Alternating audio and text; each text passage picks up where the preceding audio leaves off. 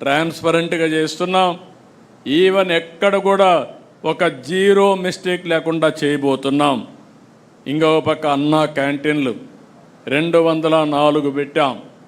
ప్రతి నియోజకవర్గంలో ఒక అన్నా క్యాంటీన్ పెట్టడానికి నిర్ణయం చేశాం. 5 రూపాయలకే పేదవాడి ఆకలి తీరుస్తున్నాం. వచ్చే నెల కేంద్ర ప్రభుత్వం కూడా అన్నదాత సుఖీభవ కింద డబ్బులు ఇస్తారు. అదే రోజు మన డబ్బులు కూడా వేస్తాం. ఆ రోజున మీరందరూ భాగస్వాములై దీన్ని లాజికల్గా తీసుకుపోయే బాధ్యత తీసుకోవాలి.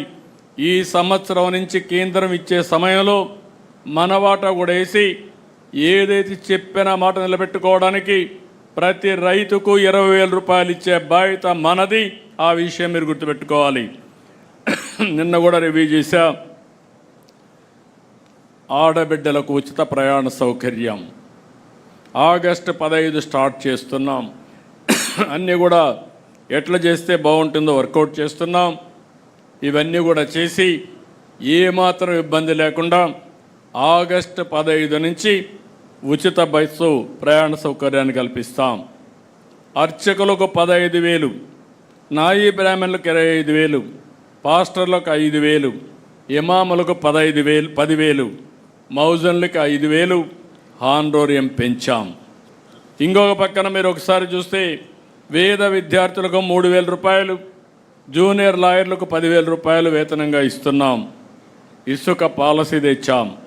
మద్యం పాలసీ మార్చి జే బ్రాండ్లు లేకుండా చేశాం. అయితే ఇక్కడ నేను ఒకటే విషయం మీకు చెప్తున్నాను. పాలసీలు ఎంత మంచివైనా దాన్ని అమలు చేయడంలో తూట్లు పొడిస్తే సమస్యలు వస్తాయి. ప్రజల విశ్వాసాన్ని కాపాడుకోవాలంటే ట్రూ స్పిరిట్తో మనందరం కూడా పనిచేస్తే తప్ప, ఎవరెవరి పరిధిలో పనిచేస్తే తప్ప ఇది సాధ్యం కాదు. ఆ విషయం కూడా మీరు గుర్తుపెట్టుకోవాల్సిన అవసరం ఉంది. అమరావతి 15,000 కోట్ల రూపాయలు శాంక్షన్ చేశాం. మిగిలిన ఆర్థిక సమస్యలతో సంబంధాలు పెట్టుకుని వాళ్ళందరిది కూడా డబ్బులు తీసుకొచ్చి అన్నీ కూడా పనులన్నీ ట్రాక్లో పెట్టాం.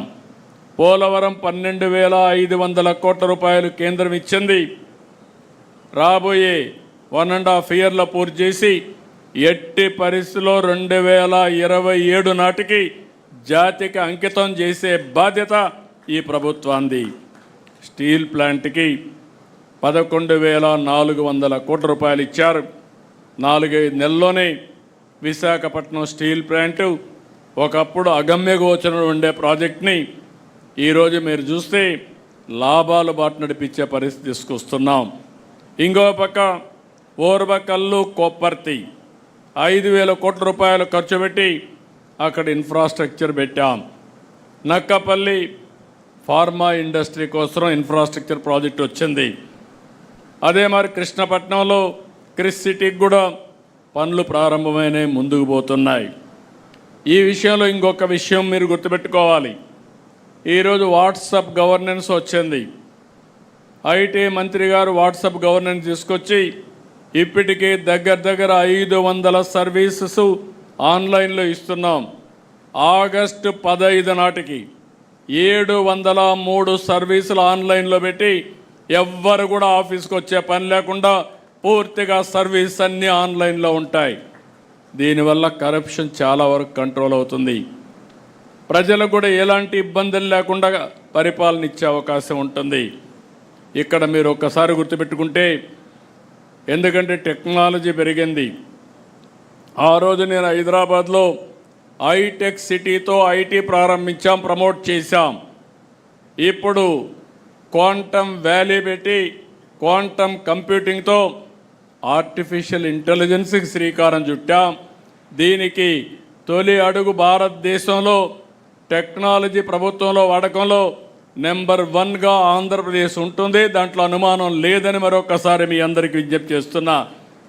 ఇంకో పక్కన చాలామంది సర్వేలు కూడా మీరు ఫాలో అవుతూ ఉంటారు, కన్ఫ్యూజ్ చేస్తూనే ఉంటారు.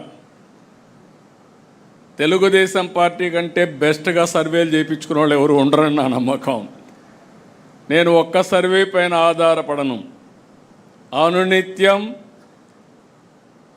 అనేక విధాలుగా సమాచారం వస్తూనే ఉంటుంది. క్యూఆర్ కోడ్ మొదలుకొని డిజిటల్ పెనిట్రేషన్ మొదలుకొని క్యాపీ మీరు ఏ సర్వేలన్నా ఎవరేం చెప్పినా వాళ్ళది ఒక సర్వే, వాళ్ళందరివి కలిసి నేను డేటా అనలిటిక్స్ చేసుకొని ఏది వాస్తవం క్షేత్రస్థాయిలో ఏమనుకుంటున్నారో రియల్ టైంలో తెప్పిస్తున్నానని చెప్పి కూడా నేను మీకు తెలియజేస్తున్నా. అది మీ అందరితో షేర్ చేసుకుంటాను. నేను ఒకటే విజ్ఞప్తి చేస్తున్నా, మనమేమనుకుంటున్నాం అనేది కాదు, ప్రజలు మనల గురించి ఏమనుకుంటున్నారో అది ముఖ్యం. ఒక వ్యక్తి మీద కానీ ఒక ప్రభుత్వం మీద కానీ అది అనునిత్యం కానీ మనం తెప్పించుకోగలిగితే మనం తప్పులు చేయడం మానేస్తాం. నేను ఆ విషయంలో కూడా చూస్తున్నాను. ఏ నాయకుడు ఏ విధంగా పనులు చేస్తున్నాడు, ఒక ఆయన ఎక్కువ బాగా పనులు చేస్తాడు, అంతకంటే ఎక్కువ చెడ్డ పేరు తెచ్చుకుంటాడు. ఒక ఆయన తక్కువ పనులు చేస్తాడు, ఎక్కువ మంచి పేరు తెచ్చుకుంటాడు. ఒక ఆయన చేసిన పని కరెక్ట్గా చెప్పుకోగలుగుతున్నాడు, దానివల్ల ఫలితాలు మెండుగా వస్తున్నాయి. ఇలాంటి డిఫరెంట్ మోడల్స్ ఉన్నాయి. ఈరోజు ప్రభుత్వంలో కానీ పార్టీలో కానీ రెండు పక్కల మీరు ఒకసారి చూస్తే క్షేత్రస్థాయి నుంచి రాష్ట్ర స్థాయి వరకు ఎప్పటికప్పుడు అధ్యయనం చేసి దాన్ని కరెక్ట్ మెజర్స్ కూడా తీసుకుంటున్నాం. నేను మిమ్మల్ని అందరినీ ఒకటే కోరుకుంటున్నా, మళ్ళీ మీరు గెలవాలని. మీరు ఓసారి తెలుగుదేశం పార్టీ ఒక కుటుంబం, బీ క్లియర్. ఈరోజు ఎర్రమనాయుడు గారు ఆ రోజు పార్టీకి పనిచేస్తే ఈరోజు రామ్మోహన్ నాయుడు గారు కేంద్ర మంత్రి అయ్యారంటే అది కుటుంబ వ్యవస్థని పదే నేను చెప్తున్నా, అదే చేస్తున్నామని చెప్పి మీ అందరికీ విజ్ఞప్తి చేస్తున్నా. బాలయోగి ఉన్నప్పుడు, ఆయన చనిపోయినప్పుడు హరీష్ అయితే చాలా చిన్నవాడు. తర్వాత బాలయోగి చనిపోయిన తర్వాత ఆయన పెద్ద అయిన తర్వాత చదువుకున్న తర్వాత మళ్ళీ ఎతికి ఆయన తీసుకొచ్చి ఎంపీ చేసిన పార్టీ తెలుగుదేశం పార్టీ. అది కుటుంబ బాంధవ్యం అంటే. First of all A party అయినా సరే, ఏ ప్రొఫెషన్ అయినా సరే దానికి కొన్ని నామ్స్ ఉంటాయి. అలాంటివి ఉన్నప్పుడు ఎవరైతే పార్టీకి సిన్సియర్గా ఉంటారో, ప్రజాసేవకు అంకితమై పనిచేస్తారో అలాంటి కుటుంబాలని గుర్తుపెట్టుకొని ఎక్కడికక్కడ మనం ముందుకు పోవాల్సిన బాధ్యత మన మీద ఉంటుంది. అప్పుడే సస్టైనబిలిటీ వస్తుంది, స్టెబిలిటీ వస్తుందని చెప్పి కూడా నేను మీకు తెలియజేస్తున్నా.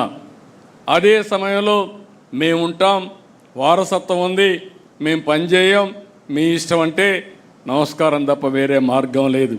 హ్యాండ్ హోల్డింగ్ ఇస్తాం, మిమ్మల్ని గుర్తిస్తాం, గౌరవిస్తాం. అదే సమయంలో దాన్ని నిలబెట్టుకోవాల్సిన బాధ్యత కూడా ఉంటుంది. ఈ విషయం కూడా మీరు గుర్తుపెట్టుకోవాల్సిన అవసరం ఉంది. ఈరోజు మనందరం ఎప్పుడు కూడా ఎన్నికలు లాస్ట్ 1 year ఆలోచిస్తూ ఉంటారు. 4 ఏళ్ళు పట్టించుకోకుండా లాస్ట్ 1 year క్యాంపెయిన్ చేస్తే, లేకుంటే మనం ఏదో చెప్తే ప్రజలు నమ్మడానికి సిద్ధంగా లేరు. అందుకే మొదటి సంవత్సరం నుంచి చిన్న పొరపాట్లుంటే కరెక్ట్ చేసుకుంటాం. మన పాలసీ నిర్ణయాలు ఏవైనా తప్పుంటే అవి కూడా సరిదిద్దుకుంటాం. మన పరిపాలనా విధానంలో ఏమైనా లోటుపాట్లుంటే అవి కూడా కరెక్ట్ చేసుకుందాం. మన ప్రవర్తనలో కూడా ప్రజలకు నచ్చని విషయాలు, మన కార్యకర్తలకు నచ్చని విషయాలుంటే అవి కూడా కరెక్ట్ చేసుకుందాం. కడాన మీరు ఒకటి గుర్తుపెట్టుకోవాలి, రైట్ పాత్ అనేది ఒకటే, ట్రూత్ అనేది ఒకటే. ప్రజలు మెచ్చాలి, కార్యకర్తలు ఆమోదించాలి.